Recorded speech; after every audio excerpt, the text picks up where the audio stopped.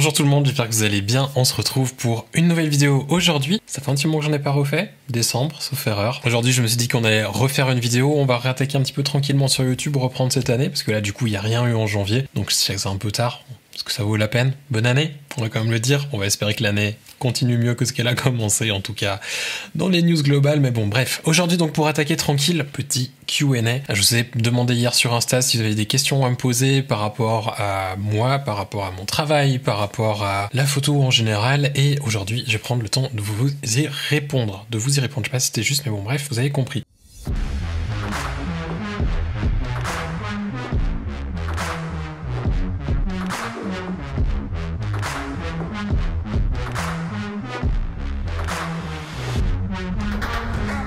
La vidéo va être peut-être un petit peu longue parce que je vais essayer de répondre à toutes les questions et aussi en détail que possible sans que ça mérite forcément une autre vidéo. Peut-être certains sujets que je reprendrai dans d'autres vidéos parce que certaines questions avaient l'air intéressantes de ce que j'ai vu. On va voir, mais en tout cas je vais y répondre. Je vous mettrai du coup les petits temps en bas dans la timeline, comme ça vous pourrez retrouver les différentes questions et si y en a qui vous intéressent pas, et ben vous passez direct à la suivante. Et aussi avant de commencer, je sais déjà que je vais avoir des questions. Non, c'est pas un style de barbe que j'ai, c'est simplement que j'ai porté le masque ce matin avant d'enregistrer cette vidéo et que j'ai pas spécialement envie de me redoucher pour la redresser, donc oui, j'ai une barbe qui est très chelou aujourd'hui.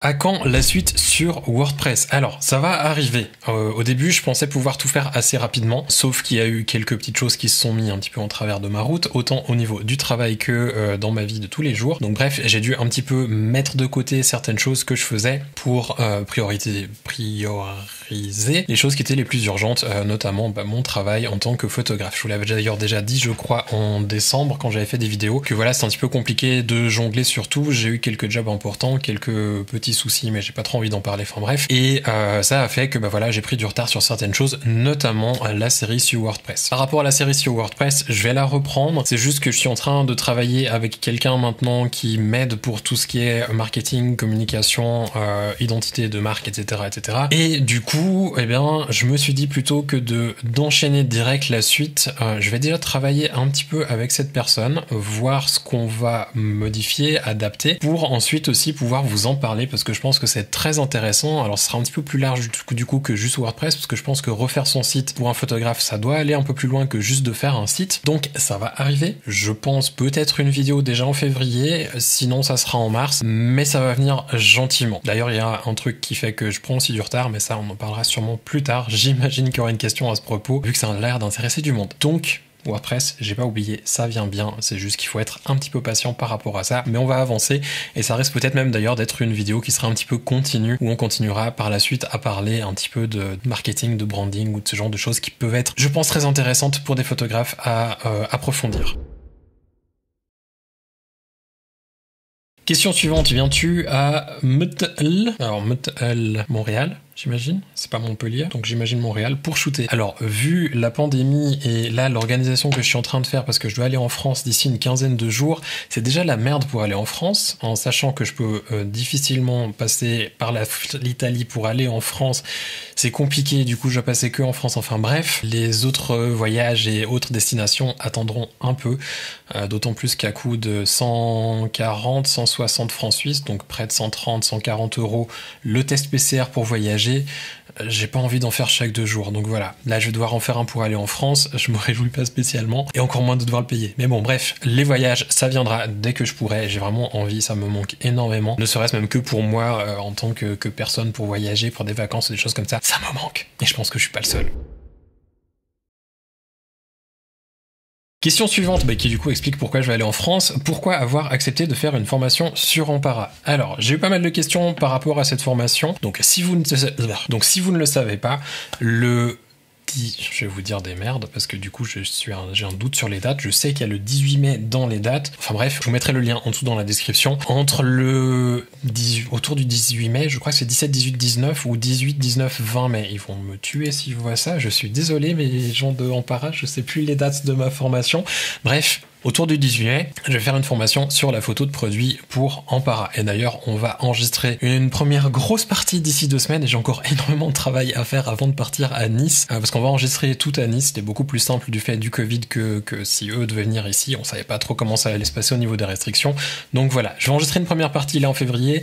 La diffusion sera en mai et je suis très content parce qu'on a, je pense, des produits qui sont très cool. En tout cas, ça commence à être très intéressant. Bref, pourquoi donc j'ai accepté cette formation? Je l'ai accepté pour plusieurs raisons, à vrai dire. Il n'y a pas juste une raison. La première, c'est un petit peu la même raison pour laquelle en fait j'ai lancé cette chaîne YouTube tout au départ. C'était pour partager ce que moi j'ai pu avoir la chance d'apprendre en parlant l'anglais. En anglais, à mes départs, j'ai appris énormément, notamment grâce à Creative Live, qui est en fait le principe d'origine sur lequel c'est basé Ampara. Et je trouve ce principe hyper intéressant. D'ailleurs, il y a même eu une période, je crois que c'était en 2014-2015 comme ça, où j'avais pensé éventuellement faire un truc similaire en français. Puis finalement, je me suis dit, ça va prendre trop de temps, je vais plus pouvoir shooter, les moyens, le budget, les personnes, en plus en étant en Suisse, pas pratique. Enfin bref, j'avais un peu laissé tomber l'idée et ça m'a fait plaisir de voir qu'une plateforme comme Ampara en fait naisse en français, parce que je pense que ça a beaucoup à apporter à la communauté de photos. Et pour la peine, je me suis dit que c'était vraiment cool. Une autre raison qui a fait que j'ai accepté, c'est aussi cet aspect de découvrir comment d'autres personnes travaillent. J'avais déjà fait une formation avec F-Stoppers et j'avais trouvé en fait le côté de découvrir comment F-Stoppers fonctionne pour créer des tutos, créer des vidéos, etc.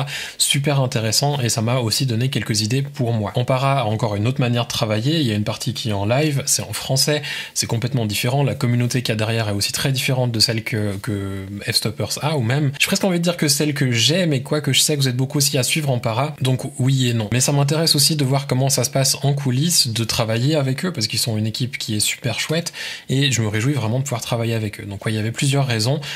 Si vous pensez que c'est financier, clairement pas, parce que je pense qu'en faisant une formation comme ça, j'aurais pu certainement rapporter beaucoup plus d'argent en le faisant de mon côté sans travailler avec quelqu'un. Donc non, c'est clairement pas un aspect financier. Et après, une dernière raison, c'est aussi le fait que peut-être ça me permettra d'élargir un petit peu mon audience et pour eux aussi un petit peu donnant dans le sens où je pense que tous les gens qui me suivent sur YouTube sont pas forcément sur Ampara et vice versa. Et je pense que ça c'est aussi intéressant. Puis en même temps, dernière chose, c'est aussi un défi parce que je vais pas vous le cacher, c'est un travail absolument monstrueux d'organiser une formation comme ça. Là, on a dû énormément travailler pour trouver des marques avec qui on pouvait travailler parce que problème de propriété intellectuelle, on peut pas en utiliser n'importe quel produit, propriété des marques, on peut pas utiliser n'importe quelle marque et la montrer n'importe comment. Et pour moi, c'était important en fait de faire cette formation et d'en parler d'une manière de l'approche en fait d'un photographe commercial, de quelqu'un qui peut avoir du job et pas de prendre l'approche du photographe artistique qui va faire des photos de fleurs dans un vase ou d'un truc comme ça. C'est très intéressant aussi comme approche, mais je pense que en ce moment, c'est pas ce qui intéressera le plus de monde et d'avoir une grosse partie où on va parler business, on va parler notamment, comme j'ai dit avant, du site web, on va aussi parler de marketing, d'identité de marque et de ce genre de choses. On va vraiment prendre beaucoup de choses et je pense que ça va être super intéressant pour les gens qui ont envie de développer un nouveau business ou même qui sont peut-être dans un autre domaine de la photo et qui ont envie de voir un peu comment ça se passe, parce que finalement je pense que ça sera intéressant pour les gens qui font de la photo commerciale en général, voire peut-être même d'autres domaines, parce qu'en termes de technique d'éclairage, je le dis, je le répète tout le temps, pour moi la photographie de produit c'est la meilleure école pour apprendre à éclairer. Quand vous avez compris les techniques en photo de produit, vous pouvez l'appliquer n'importe où et ça vous ouvre des nouvelles possibilités qui sont vraiment cool. Et voilà quelques raisons pour lesquelles j'ai dit oui et du coup je me réjouis vraiment beaucoup de vivre cette expérience, en espérant tout de même que ni la France ni la Suisse ne décident de fermer leurs frontières ou de faire un confinement, parce que du coup ça remettrait un petit peu les choses en question. Donc là il reste encore 2 semaines avant que, presque jour pour jour, avant que je parte à Nice. J'espère vraiment qu'il n'y aura pas de merde avec le Covid d'ici là, parce que ça commence à casser le Covid. La Covid, désolé. Question suivante est très intéressante. En cas de déprime, tu te reboostes comment? Alors ça a été un petit peu le cas, je dois l'avouer, en fin d'année passée, où il y a eu 2-3 petites choses qui se sont passées qui étaient pas très positives, forcément dans le travail, mais un petit peu autour, et du coup c'était un peu compliqué vraiment la fin d'année, là même ce début d'année vraiment très compliqué. Ça fait aussi partie des raisons pour lesquelles j'étais très peu présent sur les réseaux. Tout simplement, ce que j'ai fait, c'est que j'ai pris du temps pour moi, et c'est pour ça que vous m'avez très peu vu sur YouTube, que vous m'avez très peu vu sur Instagram. J'ai pris ce qui était important de prendre, c'est-à-dire les jobs pour des clients. J'ai essayé de m'organiser quand même certains jours, des shoots pour moi, pour essayer de me mettre un petit peu dans un truc qui me faisait plaisir de faire en fait, et tout ce qui finalement, tout ce que j'avais pas envie de faire, je le faisais tout simplement pas. Je pense que le côté déprime ou page blanche ou shutter blanc si ça se dit, j'en sais rien. Il y a un moment en fait où il faut aussi l'accepter, c'est quelque chose qui peut arriver, et quand ça nous arrive, je pense que plutôt que de te dire mince je fais rien, mince je suis pas productif, il y a des périodes où c'est dur d'être productif, que ce soit pour de la dépression ou pour une autre raison, je pense qu'il faut arriver à tout simplement accepter ça, se dire que pendant cette période-là, ça va pas bien, on prend ce qui est nécessaire, on fait tout ce qu'on peut du mieux qu'on peut et on se repose aussi autant qu'on peut. Alors après, je parle pas de dépression dans un sens médical du terme, je pense que si vraiment on est en dépression, là par contre il faut aller consulter, ça c'est un autre problème, mais quand on a des soucis de créativité, qu'on se sent pas forcément en forme, qu'on a de la peine à trouver des idées, chose que je pense qu'on est nombreux à vivre en cette période-là depuis le mois de mars de l'année dernière, où c'est très en dents de scie, et je le remarque pour moi, et je pense que vous le voyez aussi à travers de mes vidéos, où j'ai des périodes où je fais beaucoup de contenu, tout d'un coup plus rien du tout, de nouveau plein de contenu, tout d'un coup plus rien du tout, et c'est vraiment ça en fait, et c'est quand on est dans un milieu qui est finalement pas très positif, c'est dur de rester tout le temps positif, avec des gens autour aussi qui du coup baignent dans le même milieu que nous, on peut pas voyager, on peut pas se vider la tête, on peut pas couper du travail, on est tout le temps dedans parce que finalement c'est presque la seule chose qui nous est encore autorisé de faire. C'est un peu compliqué et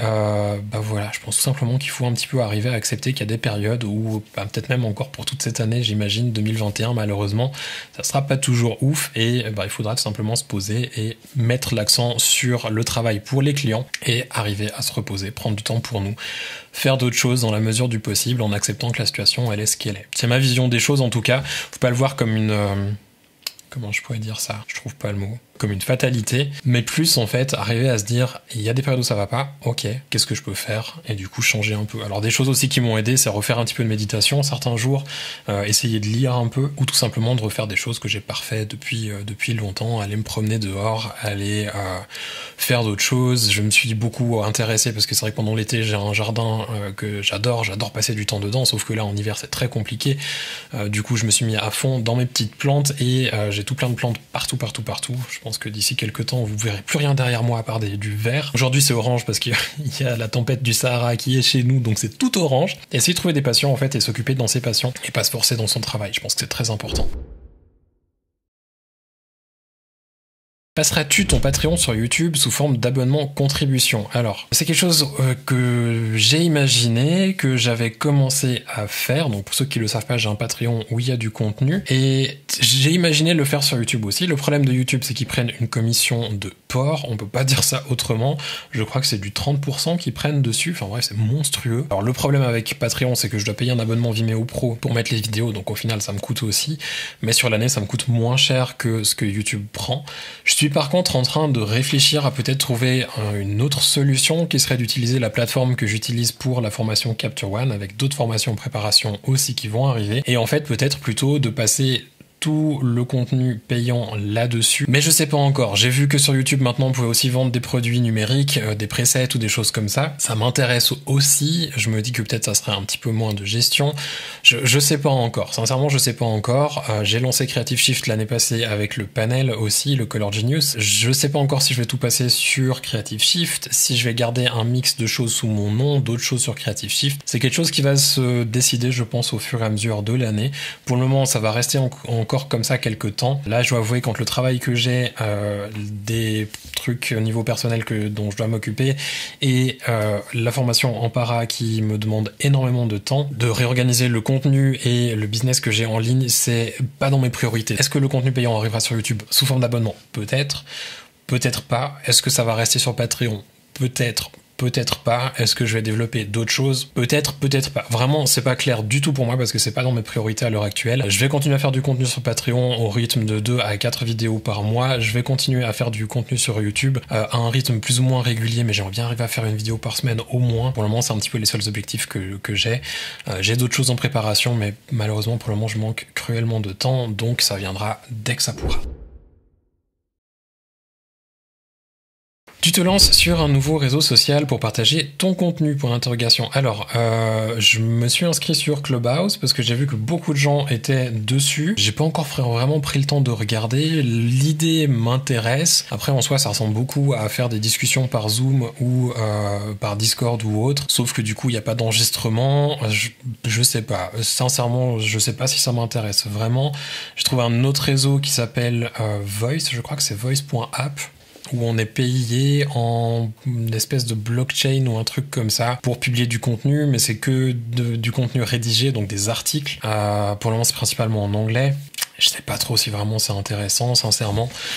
L'idée pour moi serait peut-être plus de développer le côté, si je vais me lancer sur un nouveau réseau, serait plus de développer le côté Patreon et garder YouTube, et peut-être développer un peu plus ce que j'ai sur Instagram avec du contenu un petit peu différent. J'ai pas forcément dans l'idée, en tout cas pour le moment, de me développer sur d'autres réseaux. C'est déjà c'est déjà trop à gérer pour moi, sincèrement, je vais vous le dire. Ça fait beaucoup de choses à gérer et c'est vraiment compliqué quand on doit tout faire tout seul. Donc, pour le moment, les autres réseaux, non. TikTok, je sais pas trop. Jusqu'à maintenant, j'ai pas vraiment vu d'intérêt. J'ai pas trop d'idées de contenu à publier dessus et j'ai pas forcément envie de mettre des trucs dessus juste pour faire du buzz. J'ai envie que ce soit utile et intéressant. Donc, peut-être TikTok un jour, mais en tout cas pas pour le moment. Je préfère déjà me concentrer sur ce que j'ai et ce que je sais aussi qui peut me rapporter du travail, notamment Instagram, LinkedIn, où je sais qu'il y a du job qu'on peut obtenir par ces deux plateformes et que c'est des plateformes qui sont intéressantes pour ce que je fais. À quand d'autres vidéos sur le développement créatif? Alors, ça, il y en a quelques-unes sur mon Patreon. Il y aura, je pense, une grosse partie quand même par rapport à ça, où je vais vous expliquer un petit peu mon processus de différentes manières, parce que j'en ai pas un unique. Ça sera sur la formation d'Ampara, où je pense qu'il y aura quand même pas mal de choses par rapport à ça. En tout cas, je vais essayer d'intégrer autant de choses que possible. Je vais peut-être faire des vidéos par rapport à ça ici sur YouTube, peut-être en prenant un aspect de photographie de produits, peut-être des aspects aussi de concours comme j'ai pu faire l'année passée.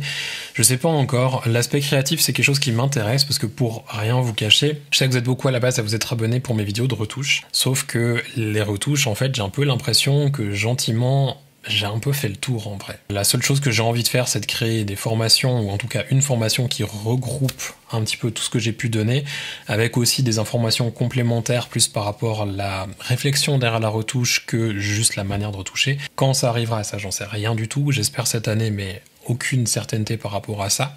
Certitude, c'est mieux. Donc voilà, vidéo de créativité, je pense que ça va arriver, avec aussi tout ce qui est business, avec d'autres choses aussi, des choses un peu plus personnelles peut-être, du style des photographes qui m'inspirent, des chaînes YouTube que je regarde, ou des vidéos peut-être un petit peu plus simples aussi certaines fois. Les vidéos de retouche, je vais continuer à en faire, mais si vous en voyez moins, c'est tout simplement aussi qu'à un bout d'un moment, quand j'expliquais comment faire du dodge and burn, je vais pas vous l'expliquer en 46 façons. En vrai, je vois certaines vidéos sur YouTube où j'ai un peu l'impression qu'il y a des techniques qui sont présentées juste pour faire du contenu, et en fait, ça m'intéresse pas. J'ai fait des vidéos pour essayer de garder et d'alimenter ma chaîne, et je me rends compte qu'en fait, ça me saoule de le faire, et que du coup, ça vous saoule aussi de le regarder.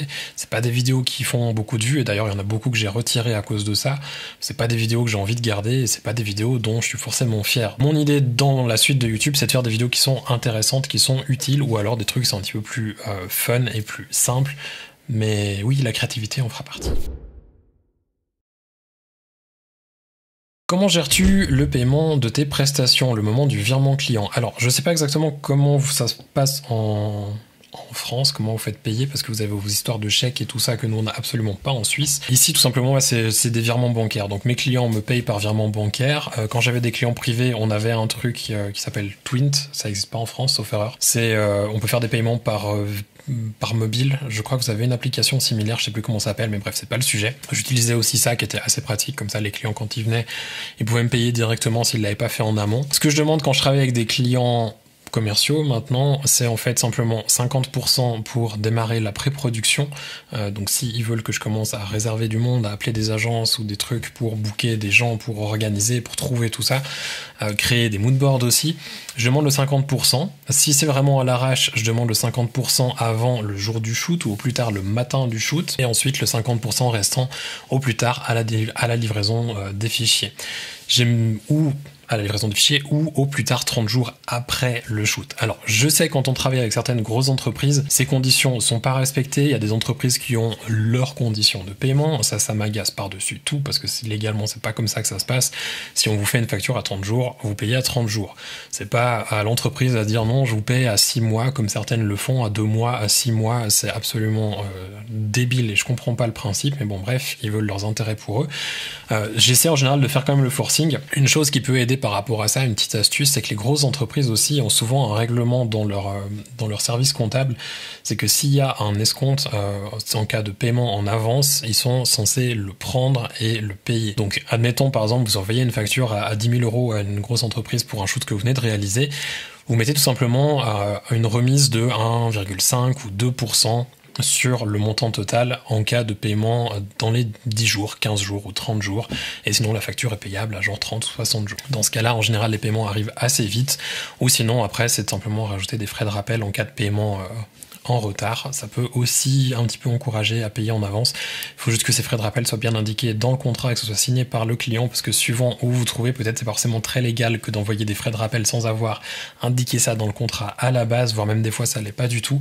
Donc faites juste attention à ça. Mais voilà, c'est comme ça que je procède. Donc 50% pour démarrer la pré-production, ou si c'est à l'arrache, 50% au démarrage de la production et 50% à la remise, ou au plus tard 30 jours après la date du shoot. Voilà. De toute manière, dans le contrat, j'ai toujours stipulé quelque chose, c'est que les licences d'utilisation ne sont pas valides. Ils ne peuvent pas utiliser les photos tant que le paiement n'a pas été réglé. Donc ils ne peuvent pas utiliser les photos, sauf si vraiment il y a besoin urgemment. En général, je trouve un accord à ce niveau-là. Mais voilà, c'est mes conditions en général. Et ça vraiment, c'est un conseil que je vous donne, ne commencez jamais un shoot sans vous faire payer au moins une partie du shoot. On sait jamais ce qui peut arriver. Dans le domaine commercial, ça peut être une entreprise qui fait faillite, il n'y a plus d'argent, même si vous les mettez en poursuite, vous voyez jamais votre argent. Ça peut être des clients privés qui disparaissent, qui sont pas contents du travail, qui veulent pas payer, et quand c'est des petites sommes pour des clients privés, ça vaut des fois tout simplement pas la peine d'engager des poursuites et d'aller plus loin, parce que c'est des montants qui sont pas assez élevés, que ça vous coûterait plus cher d'essayer de récupérer votre argent que de tout simplement laisser passer le truc. Donc vraiment se faire payer en avance, je pense que c'est très important. Est-ce que tu pourrais remettre du contenu sur ta formation Capture One? Alors, la formation Capture One, pour en parler un petit peu, je l'ai sortie l'année passée avec du contenu basé sur Capture One 20. Le contenu qui est lié à Capture One 20 est encore valable pour Capture One 21. Il y a juste des petites différences, notamment au niveau des boîtes de dialogue d'import. Je vous l'avais montré dans une vidéo sur YouTube, donc j'imagine que si vous avez la formation, vous suivez aussi sur YouTube. Il va y avoir du contenu qui va se rajouter plus tard dans l'année, je pense en mars, à voir aussi par rapport à la formation, on verra comment ça se passe. Mais l'idée pour moi, ce serait ça, de rajouter quelques vidéos. Après, mon idée derrière la formation Capture One est de dire qu'il y aura des mises à jour, c'est pas de proposer des mises à jour chaque mois. Comme je disais avant par rapport aux retouches, les tutos que je fais sur YouTube, il y a un moment où quand j'ai expliqué comment faire du dodge and burn, je peux pas l'expliquer en 46 façons, ça serait juste débile. Par rapport à Capture One, c'est exactement la même chose. Les techniques que j'ai présentées dans ma formation sont encore valables aujourd'hui et utilisables aujourd'hui, même avec Capture One 21. Il y aura des updates en temps et en heure en fonction des nouvelles mises à jour ou de certains process à mon niveau qui changent. Pour le moment, il n'y a pas de grosse différence. J'ai juste envie de faire 2-3 petites vidéos pour montrer certains des nouveaux outils de Capture One, comment vous pouvez les utiliser dans votre flux de travail. Donc ça, oui, ça arrivera. Mais là, en février, ce sera très compliqué vu que je serai une bonne dizaine de jours pratiquement en déplacement pour Ampara et qu'avant ça je dois préparer mon déplacement. Donc voilà, ça arrivera certainement dans le courant du mois de mars ou pire du pire début avril. Bientôt une promo sur ton dernier panel Photoshop. Alors vous avez été plusieurs à m'écrire par rapport au panel Photoshop et à me demander si j'avais des rabais, des codes promo, des machins. Donc non, j'avais fait une offre de lancement qui était ce qu'elle était. Mon but sur les choses que je développe et que je vends, c'est pas de faire des promos. J'ai vu que pas mal de youtubeurs aiment bien faire ça, c'est de lancer des trucs et ensuite de faire des promos chaque 2 semaines. Pour moi, c'est pas l'idée, c'est pas de jouer au vendeur de tapis. Voilà, je sors des produits, si vous intéresse, il y a un prix, si vous intéresse pas, bah voilà, si c'est trop cher, pareil, je suis désolé. Malheureusement, il y a des produits que j'ai pas envie de vendre moins cher que ce que je les ai mis. Est-ce qu'il y aura des promos? Peut-être. Pour le moment, c'est pas prévu par rapport à ça. Donc non, pas de promo. Quel objectif tu me conseilles pour des shootings portraits? Alors quand je faisais beaucoup de portraits, je travaillais quasi exclusivement au 85 mm. J'avais le 1.2 chez Canon et ensuite le 1.4 chez Nikon. Je n'ai plus de boîtier Canon, donc plus le 1.2, et j'ai revendu mon 85 1.4. Alors j'ai le 85 1.8 sur le Z6. Je l'ai pas beaucoup utilisé à vrai dire, et sinon actuellement je travaille plutôt avec le 105 macro pour tout ce qui est beauté, et en fait, ça me remplace plus ou moins mon 85 à vrai dire. C'est aussi pour ça que j'ai revendu le 85 parce que finalement, ils ont un petit peu doublon dans mon sac. Donc voilà, le 105 macro est très très bien que ce soit celui de Canon, de Nikon, de Sigma ou d'une autre marque. J'ai eu les trois et les trois que j'ai appréciés. Donc voilà, pas grand chose à dire par rapport à ça. Le 105 fait l'affaire. Si vous faites du beauté, c'est cool d'avoir un 105. Vous pourrez aller plus proche, vous pourrez faire des close-up et c'est vraiment chouette. Si vous êtes plus à la recherche d'avoir du bokeh, d'avoir vraiment du bokeh, en fait, de la séparation du sujet par rapport au fond, à ce moment-là, l'85 sera plus intéressant. Si vous faites du mariage aussi, autofocus plus rapide et plus de lumière qui peut rentrer vu qu'on peut ouvrir un petit peu plus. Le 105 a par contre l'avantage d'être un peu plus piqué comme la majorité des objectifs macro.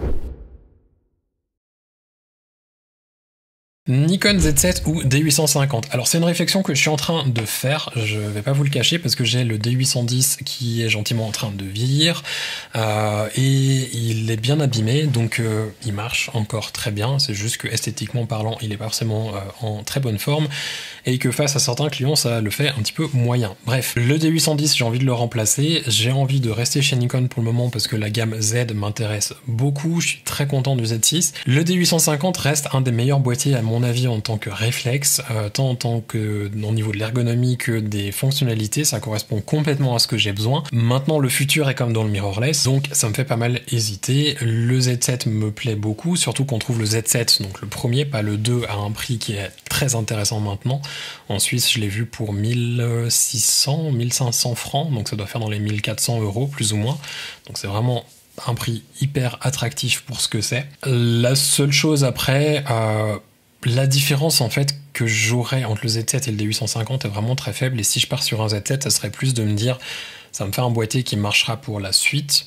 Maintenant, pourquoi je vous parle du Z7-1 et pas du 2, c'est que la majorité des shoots que je fais sont soit de la photo de produit, donc l'autofocus, je m'en fous complètement, d'avoir deux cartes, je m'en fous complètement, ou sinon ce sera des shoots commerciaux en déplacement ou du portrait en studio. Dans les deux cas, d'avoir les deux cartes, ça me sert à rien, et dans les deux cas, c'est pas des sujets qui vont bouger vite, donc encore une fois, l'autofocus me va très bien sur la version 1, et j'ai pas forcément besoin d'avoir ce qu'il y a sur la version 2. Maintenant, il y a des rumeurs qui courent sur les sites comme Nikon Rumors, qu'il y aurait un nouveau boîtier en préparation chez Nikon, un Z8 ou un Z9, avec des specs un petit peu plus élevés, potentiellement de la 8K aussi, et c'est des choses qui pourraient m'intéresser d'avoir pour certains de mes shoots, donc à voir quand ça va sortir, si ça sort cette année. Mon D810 peut tenir encore quelques mois, donc pour le moment je vais attendre, et au pire ça fera que le temps que le Z7 descende encore un petit peu plus dans les prix. Si je devais choisir entre les deux, là aujourd'hui sincèrement j'ai pas de conseils à donner, c'est plus de se dire est-ce que j'ai envie d'investir dans du mirrorless, quitte à devoir peut-être changer certains objectifs? Est-ce que je fais de la vidéo? Si on fait de la vidéo, clairement le Z7 est un meilleur choix que le D850. Ou est-ce que j'ai besoin d'avoir un truc qui est genre hyper solide avec un focus et un tracking en focus qui est genre énorme?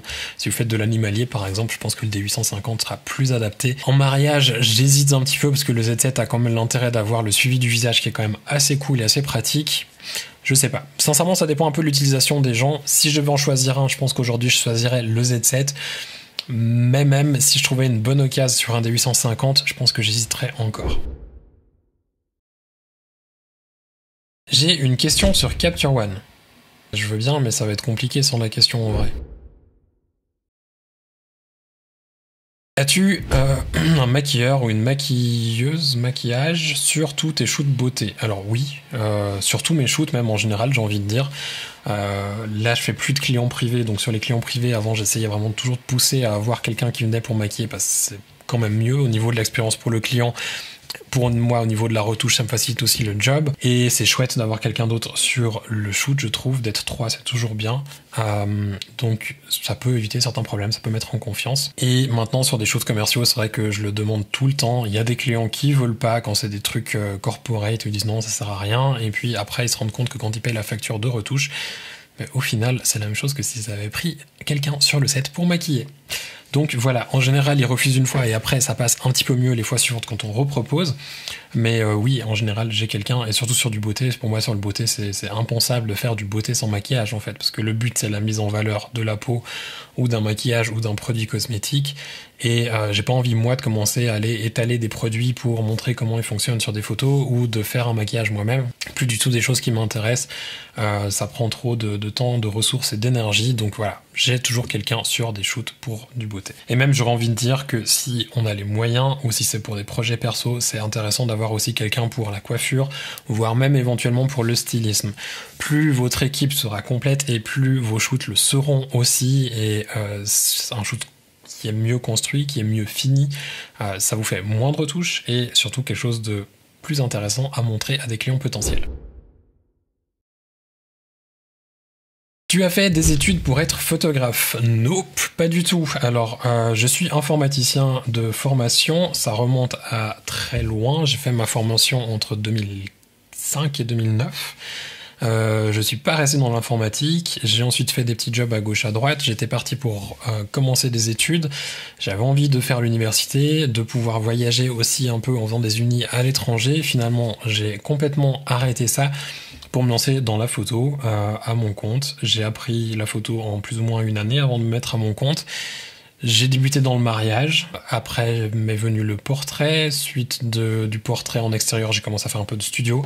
En studio, c'est là où je me suis intéressé, ça c'était en 2015, 2014-2015, où j'avais un studio et je faisais du beauté, portrait créatif, on va dire, c'est pas vraiment du beauté, et de la photo de produit, c'est un peu là que j'ai commencé. Donc voilà, j'ai pas fait du tout d'école, j'ai tout appris en ligne par Creative Live, F-Stoppers, YouTube aussi un petit peu, il y avait déjà 2-3 trucs dessus, et après continuer à me former, soit par des workshops, en ligne, en personne, en discutant avec d'autres photographes, en regardant un petit peu la manière de travailler d'autres, en essayant de copier le travail d'autres photographes pour m'améliorer, différentes manières, mais j'ai pas du tout fait d'école. Maintenant, et ça c'est le sujet d'une vidéo que je voulais faire en fin d'année passée, et d'ailleurs je pense que je la ferai quand même cette année.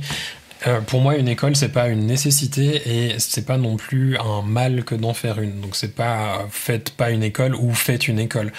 Si je pense que ça dépend en fait l'école beaucoup d'autres manières d'apprendre. Moi, je suis pas du tout quelqu'un qui apprend bien à l'école. En général, je m'embête en classe, j'aime pas du tout ça, et j'apprends beaucoup mieux à mon rythme, de pouvoir bosser comme un taré pendant une journée entière où je vais suivre des cours pendant 16 heures en ligne, et après je dors pendant 3-4 heures, je continue ça, la semaine d'après je fais plus rien pendant une semaine où je laisse poser, et après je recommence, je vais shooter, je fais mes trucs, et surtout de pouvoir apprendre ce que je veux, ou dans une école, en général on a un cursus qui est quand même assez large, où on voit beaucoup de choses qui finalement ne sont pas très utiles dans notre travail. Je préférais l'approche beaucoup plus pointue et spécifique sur les domaines qui m'intéressent, mais c'est pas pour dire qu'une école, c'est pas forcément bien, vous pouvez développer votre réseau, avoir accès à du matériel qu'autrement vous n'auriez pas accès parce que l'école peut vous faire du prêt, vous pouvez rencontrer d'autres photographes, d'autres étudiants qui peuvent vous assister sur des shoots, chose que aujourd'hui je vois que sur certains shoots ça devient compliqué parce que je sais pas forcément qui contacter comme assistant parce qu'il y a des gens qui m'écrivent, sauf que je sais pas forcément comment ils travaillent, alors que si je les ai déjà vus en classe, je sais comment ils bossent, je sais qu'ils ont appris les mêmes choses que moi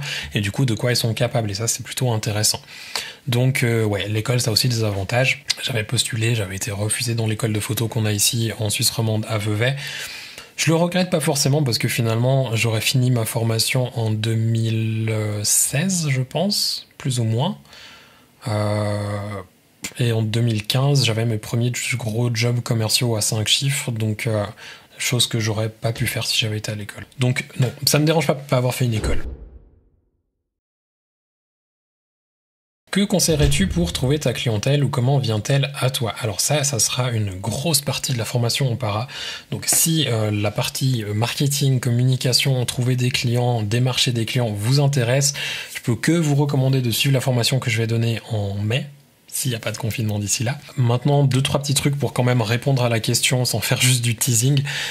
Il y a plusieurs choses que vous pouvez faire. Je pense avoir un bon site, et c'est pour ça que je retravaille dessus. Avoir un bon site, je pense que c'est important, c'est notre vitrine. Avoir des réseaux sociaux qui sont clean aussi, de pas avoir des photos de vous bourrés en soirée, de pas avoir des trucs qui ont rien à voir avec ce que vous faites, de montrer un petit peu du behind the scenes. Alors moi, c'est quelque chose qui me manque cruellement et que je vais travailler ces prochaines semaines. D'essayer de faire du démarchage proactif, surtout si vous êtes dans la photo commerciale avec des clients privés. Vous n'allez pas appeler les gens pour leur dire bonjour, je suis photographe. Non, vous faites ça avec des clients commerciaux. Dans la pub, ça se fait beaucoup d'appeler les agences de com, agences de pub, d'envoyer des emails, d'envoyer des prospectus, des lettres, des petits cadeaux, des trucs juste pour que les gens vous découvre. C'est simplement faire du brand awareness, que les gens voient un petit peu votre nom au fur et à mesure et que petit à petit, le nom reste un petit peu dans la tête et que le jour où ils ont un shoot, ils disent « Ah mais oui, je me rappelle, il y avait un photographe qui m'avait écrit et il avait des photos de beauté qui étaient cool, pourquoi ne pas l'engager pour un shoot ?» C'est plus du processus long terme.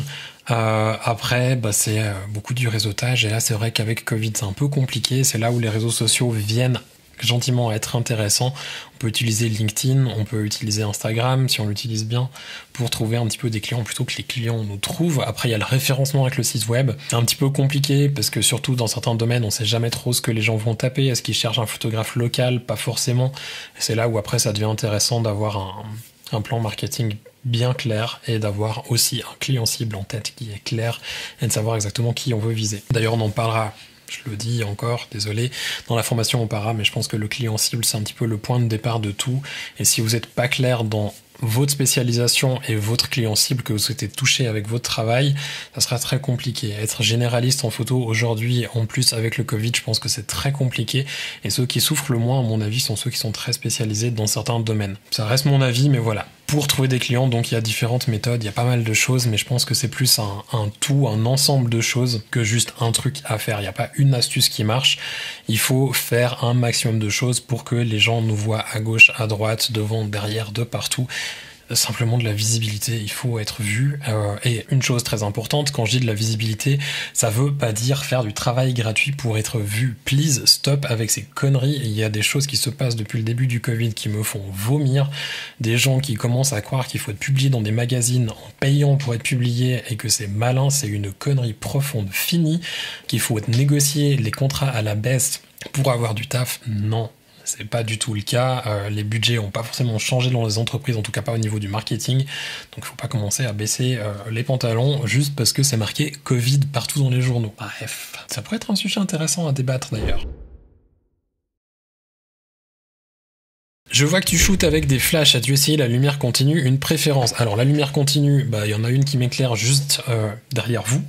C'est la Elinchrom et LM8, j'en ai deux, je travaille des fois aussi avec en studio, mais c'est assez rare, je dois dire. En photo, sincèrement, la lumière continue, j'y vois pas tellement d'intérêt. Ça manque de patates dans les gros modeleurs, ça a tendance à chauffer, même avec le LED, je veux dire, le boîtier va quand même chauffer, dégager de la chaleur. Ça permet pas de figer le mouvement, on va devoir travailler avec la vitesse d'obturation pour figer le mouvement. Aujourd'hui, avec le HSS, on peut être complètement libre au niveau de la vitesse d'obturation, donc on a plus de blocage comme on avait avant, et qui faisait que du coup la lumière continue était intéressante. Si on a une une lampe pilote assez puissante en plus sur des flashs, on voit exactement où la lumière va se poser, donc on n'a pas forcément ce besoin d'avoir de la lumière continue. Et pour avoir des puissances qui sont décentes en lumière continue, par exemple si on travaille en extérieur, je trouve que ça coûte vraiment vite cher, alors que des flashs, à l'heure actuelle, on peut trouver des flashs qui sont largement suffisants pour la majorité des jobs à des tarifs qui restent plus qu'abordables. Donc la lumière continue, perso, je suis pas hyper fan. Après, il y a des fois où oui, quand même, ça m'arrive d'utiliser en photo de produit notamment. Il y a certains effets que j'arrive pas forcément à avoir avec des tubes de flash, que j'arrive à avoir avec des lumières continues. J'ai une Fresnel sur les deux, par exemple, et ça, je pourrais vous en faire une vidéo d'ailleurs, vous montrer la différence un petit peu. Mais c'est vrai que par exemple, les Fresnel, avec une LED, c'est beaucoup plus concentré que ce que j'ai avec un tube flash dans une Fresnel qui est construite pour des flashs. Donc ouais, il y a des petites différences à ce niveau-là. Après, sincèrement, si vous avez du flash et que ça marche très bien, je resterai là-dessus. Si vous hésitez au moment de l'achat, à moins que vous fassiez les deux, perso, je partirais sur du flash parce que je vois pas forcément l'intérêt dans la lumière continue pour de la photo. Je trouve pas que c'est ouf. Le seul intérêt que ça a réellement, c'est quand vous commencez et que la technique vous fait peur. La lumière continue peut simplifier un petit peu parce qu'il n'y a pas grand chose à se soucier vu que vous ajustez la puissance de la lumière en fonction de ce que vous voyez. Alors que le flash, ça peut être un petit peu plus compliqué au début pour mélanger avec la lumière ambiante et ce genre de choses. Mais je trouve que si on passe un petit peu de temps, c'est finalement pas si compliqué que ça. Je sais pas, est-ce que ça vaudrait la peine de faire une vidéo vraiment sur les b.a.-ba du mélanger la lumière ambiante avec du flash? Peut-être. Dites-moi en commentaire si ça vous intéresse. Je pourrais éventuellement faire quelque chose ces prochaines semaines ou ces prochains mois là-dessus. J'ai perdu les questions. Comment est-ce que tu t'es formé à la photo? As-tu ressenti un problème de légitimité au début? Alors la photo, on va pas en parler, comment je me suis formé, j'en ai un petit peu parlé avant, mais plus la légitimité, je pense que ça reste un problème pour tous les photographes, même quand on évolue dans notre carrière. Beaucoup de photographes et d'artistes en général souffrent de ce qu'on appelle le syndrome de l'imposteur. Je suis pas une exception et je pense que tout le monde le vit un petit peu à un moment ou à un autre, même si on a confiance en son travail. Le problème de légitimité était encore plus fort quand j'ai commencé parce que j'avais 23 ans. Et les premiers clients, quand ils me voyaient arriver, clairement, ils n'avaient pas confiance. Quand j'arrivais pour faire des mariages à 4500 euros et qu'ils me disaient « Ah, mais t'as quel âge en fait ?» J'ai 22 ans. Le mec me regardait avec la tête de rire et puis il me prenait pas trop au sérieux. Puis là, oui, mais enfin, je suis jeune, mais en vrai, c'est aussi un avantage pour moi parce que ça me permettait de me vendre dans le sens où je disais ouais, mais peut-être que je suis jeune, vous avez peut-être pas confiance par rapport à ça, mais vous pouvez aussi prendre quelqu'un de plus âgé qui fera des choses qui sont restées bloquées il y a 40 ans en arrière. Ce qui est pas forcément vrai, mais comme c'est pas vrai non plus que quand on est jeune, on est forcément moins expérimenté, moins bon, parce qu'il y a peut-être des gens qui ont 50 ans, qui ont commencé leur carrière à 47 ans. Sauf que du fait qu'ils sont plus âgés, les gens imaginent que. Donc oui, il y avait des problèmes de légitimité au niveau des tarifs, au niveau de la confiance des clients. Il n'y a pas tellement de techniques pour changer ça.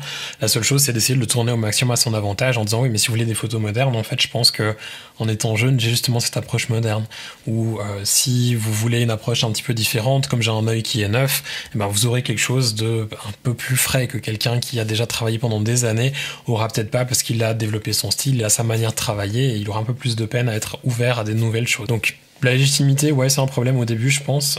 Il faut juste arriver à le tourner à son avantage, trouver la manière de l'exprimer et discuter avec ses clients et être clair aussi par rapport à ses capacités. Mais c'est pas un problème en soi, même si oui, effectivement, que ça a été un petit souci sur certains jobs, mais ça a toujours été réglé par la suite avec des discussions avec les clients. Tu utilises quoi à ce jour comme lumière pour les portraits? Que conseillerais-tu? Alors, j'ai pas mal de flash chez moi. Ce que j'utilise maintenant principalement, ce sont les ELC 125 et 500 quand j'ai des prises électriques à portée de main. Le ELB 500 si je suis en extérieur et que j'ai vraiment envie de pouvoir travailler vite, parce que du coup j'ai du TTL, donc très rapide pour régler le flash. J'ai du HSS, donc pas besoin de réfléchir à mes réglages sur le boîtier. Si je suis un 400e, un 600e ou plus, pas un souci, ça marchera quand même. Après, quand j'ai besoin de patates, j'ai le ELB 1200 qui est vraiment top. Qui est un peu plus cher par contre, mais les ELC sont vraiment très bien, je trouve. C'est un bon compromis dans le prix par rapport aux spécifications qu'ils ont. Et si j'ai besoin de flash en plus, ou si vraiment vous débutez dans la photo et que vous n'avez pas le budget, la gamme Daylight de chez Elinchrom, que ce soit les RX1 ou les RX4, je suis pas sûr des noms, mais je crois que ça doit être ça, sont vraiment très bien. RX1 si vous avez besoin de moins de puissance, que vous avez un petit emplacement, que vous shootez avec des modelers qui sont pas trop grands, ou que vous voulez shooter avec une grosse ouverture, c'est génial. Et les Daylight 4 sont très bien si vous avez besoin de plus de patates, un espace plus grand, des modelers plus grands, ou alors tout simplement fermer un peu plus. Pour ma part, donc je shoot beaucoup avec ces trois flashs là. En termes de modeler, ce que j'utilise le plus, la Deep Octa 100 de chez Elinchrom, que j'adore par-dessus tout. J'ai mis dedans une bague indirecte de manière à pouvoir monter le flash qui tape dans le fond du modeler pour revenir devant. Je l'avais montré d'ailleurs dans une vidéo que j'avais sortie l'été passé, quand j'avais shooté avec Luana. Donc ça, vous pouvez retrouver des infos par rapport à ça dans cette vidéo quand je faisais mon kit le jour avant de shooter. Autre modeler que j'utilise beaucoup, alors là j'ai 2-3 leitmotifs. Alors là on parle plus du même budget. Le leitmotiv 190, la grosse Octa leitmotiv indirect 190, c'est vraiment le modeler d'Elinchrom, c'est une tuerie. J'adore ça. Quand on est en déplacement en extérieur, c'est juste génial. Ça se marie avec la lumière ambiante, c'est un truc de ouf. D'ailleurs, il faudrait que je vous en fasse une vidéo. J'adore ce modeler. Il coûte cher, mais par contre, il vaut son prix vraiment. Autre modeler que j'utilise beaucoup, c'est les bols standards, les 21 cm en photo de produit. Ça me permet de faire énormément de choses. Quand je shoot à travers des couches de diff, d'avoir quand même un petit peu une direction dans ma lumière, de mettre des grilles. Je peux faire des mini strips en mettant des bouts de gaffer tape dessus. C'est vraiment un modeler hyper polyvalent. Les gens souvent restent à distance de ces modelers, alors qu'en vrai c'est juste trop bien. Qu'est-ce qu'il y a d'autre que j'utilise? Les parapluies aussi, parapluies que j'utilise beaucoup, qui sont pratiques. Si ça s'envole, ça coûte pas trop cher à remplacer. Si ça pète, pareil, je m'en fous, ça coûte pas cher. C'est pratique à ouvrir, on peut mettre la couche de diffusion devant sur les parapluies plus profonds pour avoir un effet de softbox en direct, c'est plutôt pas mal. Et on peut avoir des gros modelers sans que ça nous prenne beaucoup de place. Parce que là par exemple la Leitmotiv 190 en direct, elle est gigantesque et le sac il est gigantesque aussi. Pas trop dur d'avoir des contrats avec la situation actuelle. Alors, je suis pas sûr de la question, je la comprends dans deux sens. Est-ce que c'est compliqué à trouver des nouveaux contrats avec la situation, ou est-ce que c'est compliqué de réaliser les contrats avec la situation actuelle? Alors la première, trouver des contrats, je vais le dire, j'ai eu vraiment beaucoup de chance en fin d'année passée et en ce début d'année d'avoir des clients, soit qui sont revenus vers moi, des clients qui étaient déjà venus vers moi dans les années précédentes, ou alors des nouveaux clients qui m'ont trouvé, avec qui j'ai pu shooter et qui me permettent de survivre. Ça, je pense que j'ai pas mal de chance par rapport à ça. Maintenant, est-ce que c'est dur de trouver des nouveaux clients?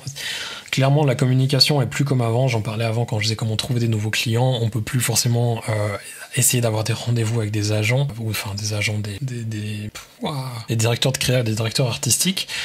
Là maintenant, si éventuellement on peut avoir des rendez-vous, c'est un Zoom ou un truc comme ça, mais c'est pas la même chose que quand on est en personne. Donc oui, ça change quand même un peu. Il y a aussi un peu moins de contrats parce qu'il y a des entreprises qui sont fermées, il y a des entreprises qui sont au bord de la faillite. C'est pas la même chose. On va pas dire que c'est compliqué, c'est juste un processus différent et je pense que de toute manière on n'aura pas le choix que de faire avec pour encore un petit moment.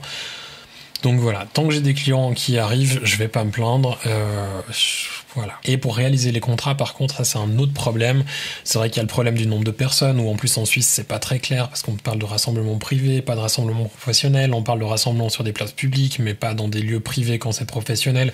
C'est jamais très clair, est-ce que les modèles sont vraiment obligés de porter un masque? S'ils le portent pas, est-ce qu'ils doivent se faire tester ou pas? Il y a des choses comme ça où les infos sont pas toujours hyper claires, et c'est normal, il y a tellement de corps de métiers différents que forcément que nos administrations peuvent pas penser à tout le monde et à toutes les situations possibles, donc c'est un peu compliqué. L'organisation aussi est des fois pas toujours très facile parce qu'on doit, c'est souvent du très last minute parce qu'on doit le faire en se disant si les restrictions vont changer, on peut pas le planifier pour dans 1 mois et demi plus tard, on doit le planifier pour là tout de suite. S'il y a des gens dessus, si c'est des photos de produits, des fois il y a des problèmes avec les douanes, avec les envois. En plus là il y a eu les trucs avec l'Angleterre qui est sorti de l'Europe, donc ça a foutu une merde monumentale pour certains. J'ai pas été touché par ça, mais voilà, certains photographes m'ont raconté que c'était la merde de recevoir les produits suivant de quelle entreprise. Donc oui, ça change quand même pas mal de choses la situation. Encore une fois, je pense que plutôt que de se plaindre, il faut arriver à trouver des solutions parce que j'entends beaucoup de gens qui s'en plaignent. On a le droit de temps en temps de tirer un coup de gueule, mais je pense qu'il faudra plus apprendre à s'habituer, à s'adapter et à vivre avec parce que se plaindre, ça va pas faire changer le truc. C'est là, c'est comme ça et voilà. Faut juste être respectueux des autres, arriver à trouver des solutions qui conviennent à tout le monde et quand c'est nécessaire, malheureusement, on sera passé par la case test PCR et aller se faire frotter le fond du cou. Je me réjouis de me le faire frotter pour aller à Nice. On va avoir la vidéo la plus longue du siècle. Parle-nous de tes plantes, elles sont sublimes. Alors, mes plantes. J'ai lancé un bout de début de 2e chaîne où je parle de mes plantes. C'est pas du tout un truc où genre je suis expert, je kiffe juste les plantes, je me renseigne beaucoup dessus et j'avais envie d'avoir un truc pour moi pour le fun. Donc j'ai une 2e chaîne qui est liée à mon 2e compte qui est en fait mon ancien compte Instagram. C'est simple, hein. @dkyeah, où il y a des photos de plantes, des photos de balades en montagne ou de choses comme ça. Et du coup, j'ai fait 2 vidéos en français sur des plantes et des trucs comme ça. Est-ce que je vais développer la chaîne ou pas ? Je sais pas, on verra. Peut-être que je ferai des vidéos de temps en temps, c'est pas une priorité, c'est plus pour faire des trucs un petit peu plus fun et aussi parler de mes commandes à l'étranger, faire des unboxings ou des trucs comme ça, que voilà, j'avais pas envie de le mettre sur cette chaîne là, je trouve pas que ça a trop d'intérêt. Donc si mes plantes vous intéressent, il y a mon compte Insta où je mets des photos et il y a cette chaîne YouTube où du coup je mettrai aussi de temps en temps des vidéos. Mes plantes, vous les voyez pas toutes, il y en a une partie là derrière, il y en a une partie que vous voyez pas qui est de ce côté là de la pièce, c'est là où j'ai la plupart de mes petites plantes. Une collection qui commence à grandir et à valoir un petit peu d'argent quand même. On va essayer de l'agrandir encore cette année. C'est juste que le prix des plantes a complètement explosé cette année avec le Covid. Enfin, la Covid, c'est un truc de malade. Voilà, tout le monde s'est mis aux plantes. Au-delà de tes optiques Nikon, pourquoi un Nikon Z? Le YouTube game se fait trop rare en Z. Alors effectivement, sur YouTube, tout le monde parle de Sony, tout le monde parle de Canon, il y a le R5, il y a le A1, il y a Fuji qui a sorti un moyen format 100 mégapixels, et puis machin, puis truc. Je trouve en fait d'ailleurs même que sur YouTube, ça commence à bientôt parler plus que de matériel, et ça me... Voilà. J'aurai quelques vidéos que je vais faire où je vais vous parler de matériel aussi, mais j'ai pas du tout envie que ma chaîne devienne une chaîne où on parle que de matos, parce que pour moi la photo c'est clairement pas que du matériel, il y a beaucoup d'autres choses et je pense que c'est intéressant de parler aussi d'autres trucs. Par rapport au Nikon, alors pourquoi un Nikon Z? J'ai travaillé avec Nikon depuis 2016 où j'ai lâché Canon, j'avais du Canon à mes débuts, ensuite j'ai passé à Nikon. J'ai eu la chance de bien m'entendre avec Nikon en fait dès le départ quand j'ai fait mon switch de Canon à Nikon où ils ont été cool et m'ont prêté un peu du matériel, j'ai pu tester grosse partie de leur gamme. Là, le Nikon Z avec lequel je me filme actuellement, le Nikon Z6, c'est un prêt d'ailleurs longue durée de chez Nikon. J'ai failli m'en acheter un deuxième en fin d'année passée et finalement j'ai dit non. Avec le Covid, on n'est pas trop sûr de qu'est-ce qui va rentrer comme argent. J'ai le matériel qu'il me faut. Je vais pas faire des folies à acheter des trucs que je sais pas si vraiment ça va me servir. Mais bon, bref. Le Nikon Z6, vraiment, c'est un boîtier que j'adore. J'ai pas passé au Z6 II. Est-ce que je le ferai? Peut-être, je sais pas. Maintenant, pourquoi du Nikon Z? Principalement pour la vidéo. Principalement pour les vidéos pour YouTube, mais aussi pour gentiment développer un petit peu le côté vidéo pour mes clients. C'est quelque chose qui m'est demandé énormément et encore plus là avec la situation actuelle. J'aime bien ce mot situation actuelle, c'est le truc. On va pas dire qu'il y a une pandémie, on va dire situation actuelle.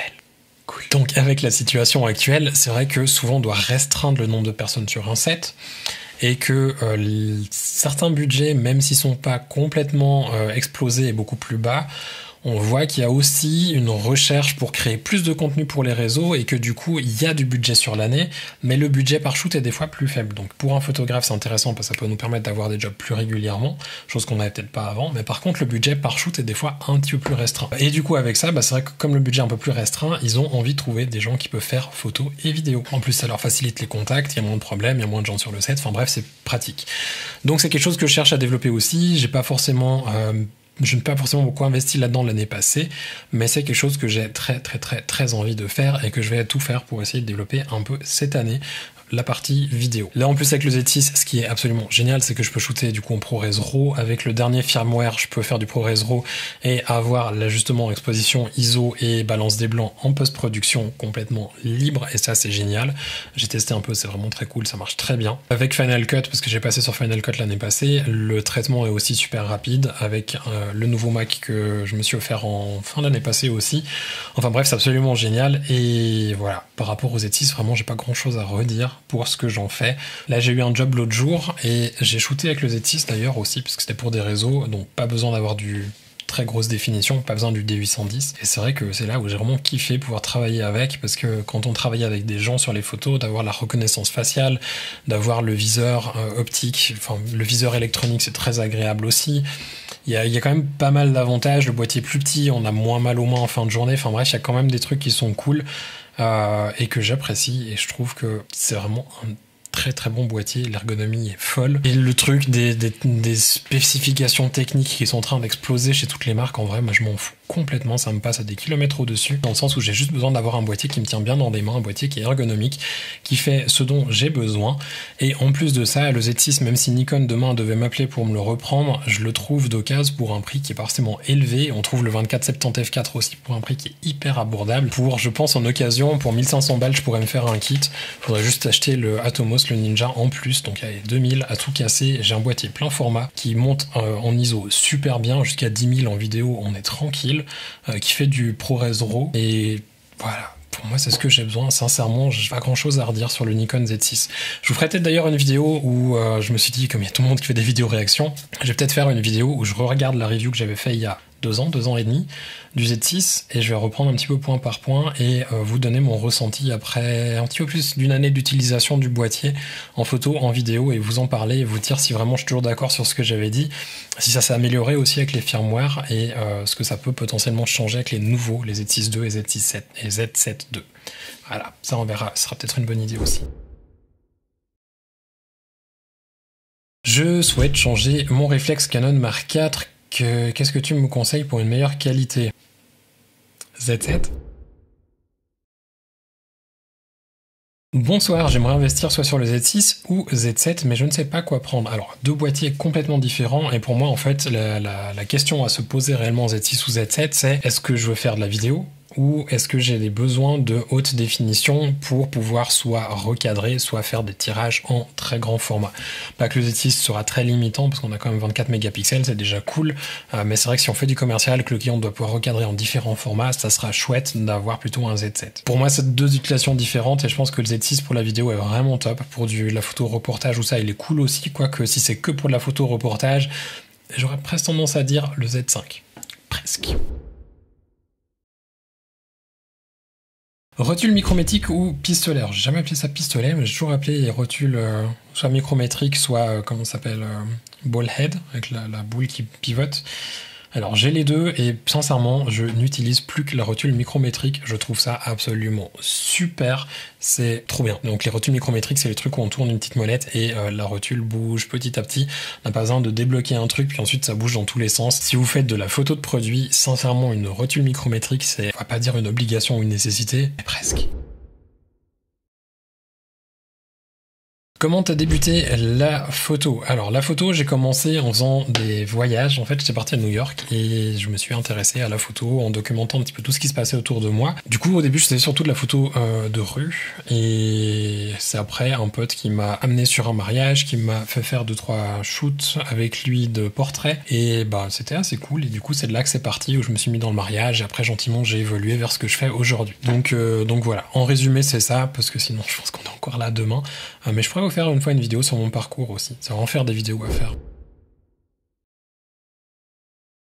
Comment se passe ton activité avec la crise actuelle? Alors, ce que je disais avant, je pense que j'ai de la chance parce que j'ai des clients qui sont soit sortis un peu de nulle part, soit qui sont revenus avec des shoots qui avaient été annulés en début d'année ou reportés ou comme ça. Enfin bref, j'ai eu pas mal de chance. Ça a été la merde l'été passé, vraiment ça a été la merde. Par contre, bah là, depuis l'automne, ça va. Il y a des périodes un petit peu plus creuses, mais pour le moment, c'est un petit peu en vague, mais en vague plutôt positive, donc ça se passe.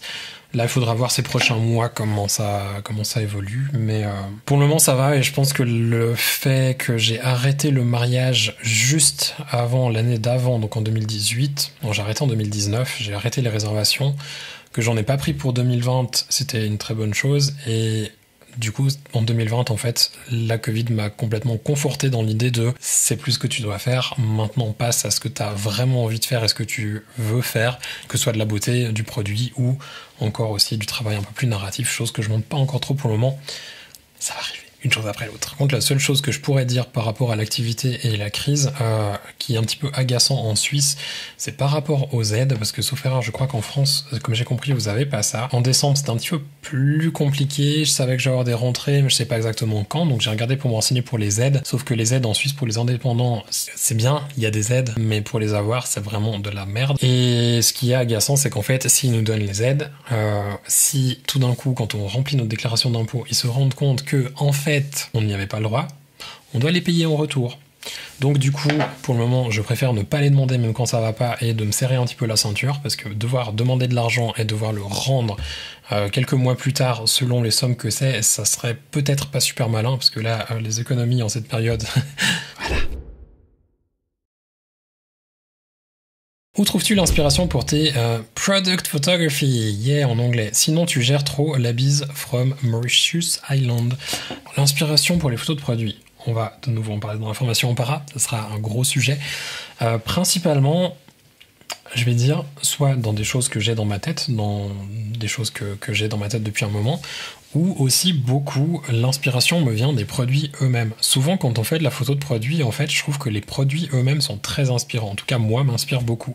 Le travail d'autres personnes, en fait, en général, m'inspire beaucoup. Et c'est vrai que j'ai tendance à prendre l'inspiration de choses que d'autres font. Pas forcément de la photo, mais notamment dans les produits.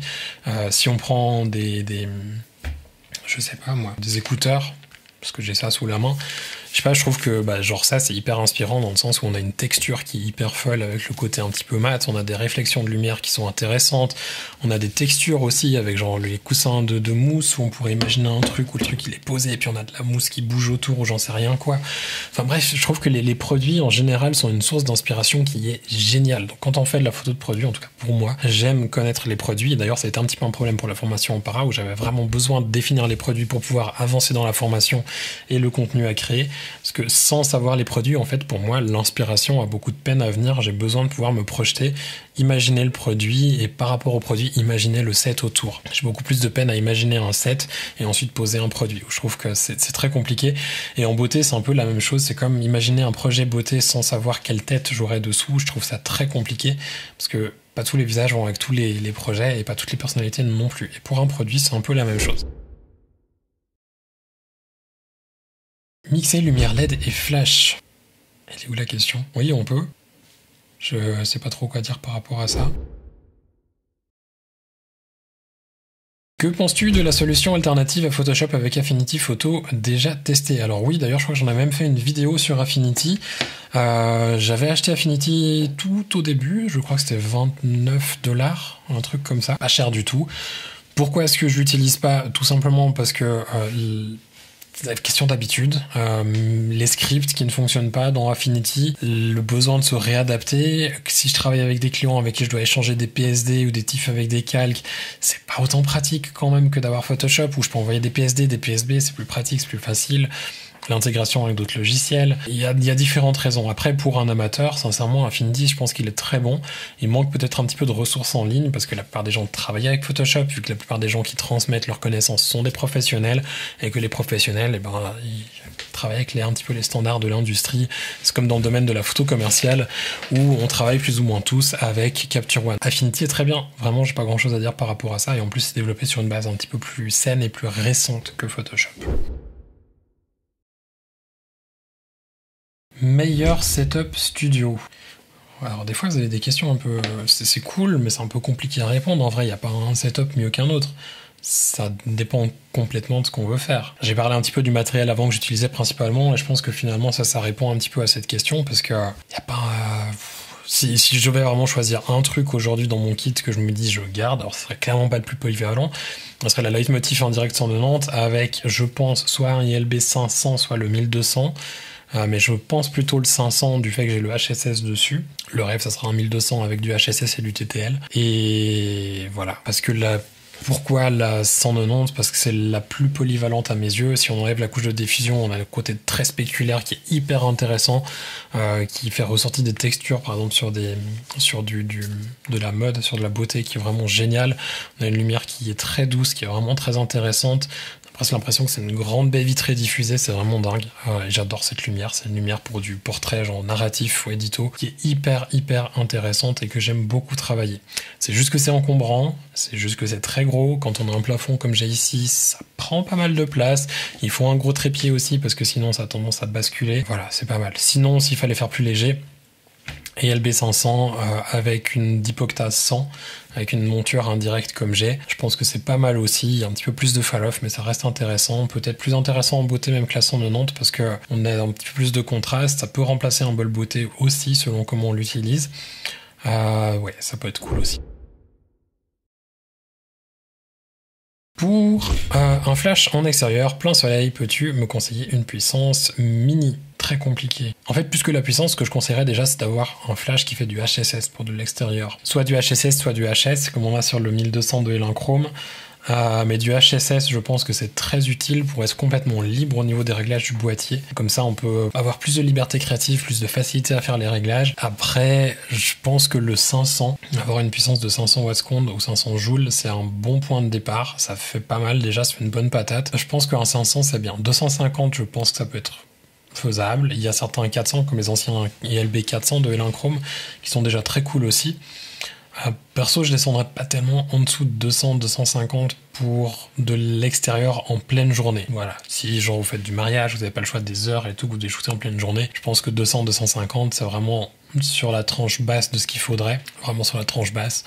Maintenant, si vous shootez plus à des heures, genre coucher de soleil, sur des levées de soleil, dans le début de matinée, fin de journée, en intérieur, genre, enfin extérieur mais intérieur en déplacement ou ça, peut-être que 100, 200, 250, ça pourrait suffire.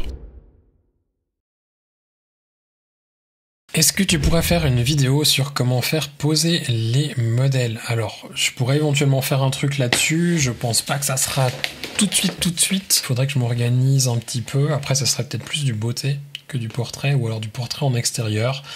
Je vais voir, je vais réfléchir, je sais pas. Déjà, qu'est-ce qui vous intéresserait? Est-ce que ce serait plus en beauté? Est-ce que ce serait plus en portrait en extérieur, en studio? Après, portrait en studio, c'est, je pense, pas forcément là où je suis le plus doué. Généralement, je m'arrête sur très peu de portraits parce que si je fais, c'est plus du corporate ou des choses comme ça maintenant, et que portrait genre mode ou des trucs comme ça, c'est pas forcément le genre de truc que je fais beaucoup. Donc si vous voulez une vidéo sur comment faire poser, n'hésitez pas à me dire quel genre de photo vous voulez que j'aborde. En fait, si c'est plus du beauté, c'est plus des trucs en extérieur ou complètement rien à voir, d'autres domaines à voir. Ça pourrait être quelque chose d'intéressant, ouais. On a fait le tour de toutes les questions, il y a passé 1h15 de montage. J'espère vraiment que si vous êtes encore là au bout de cette vidéo, que vous avez regardé moins de 3/4 d'heure, que j'aurai réussi à faire un cut intéressant. Si jamais vous avez des vidéos parmi celles que j'ai dit qu'il faudrait que je fasse une vidéo qui vous intéresse le plus, n'hésitez pas à le dire en dessous dans les commentaires. Je vais voir ce que j'arrive à faire pendant ce mois de février. J'ai 2-3 petites idées qui pourraient être cool. Je vais voir dans quelle mesure je peux les réaliser. On va voir qu'est-ce qui est faisable. Bref, on verra. Je sais pas encore, je vais pas vous en parler parce que je pense pas que je peux vous en parler sans en parler à d'autres personnes avant. Ça fait beaucoup de secrets, hein. Ouais. Bon, allez, je vous laisse là pour aujourd'hui. Je vous souhaite de passer une belle journée, que tout se passe bien chez vous malgré la situation actuelle. Et je vous dis à bientôt. Ciao!